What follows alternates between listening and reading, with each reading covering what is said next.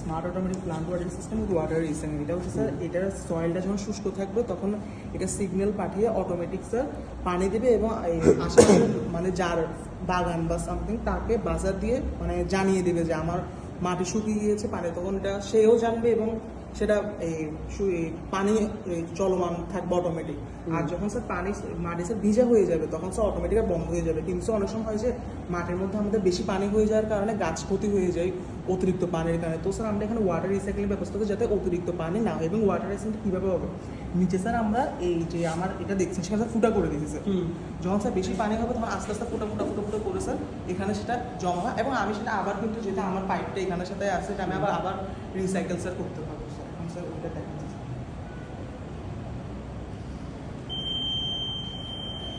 যখন স্যার মানে শুষ্ক আছে স্যার বাধা দিচ্ছে এবং স্যার চলছে স্যার।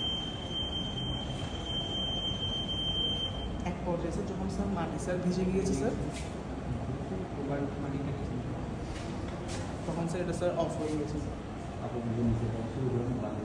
স্যার আরেকটু পর যখন স্যার বেশি শুষ্ক থাকবে স্যার এখন আমি এটাকে উঠাইতে হবে স্যার। আমি এক পর্যায়ে দেখবেন যখন বেশি পানি হয়ে যাবে স্যার তখন এটা স্যার পুরো তাহলে সাইডে ঘাড়ো করে লাগে।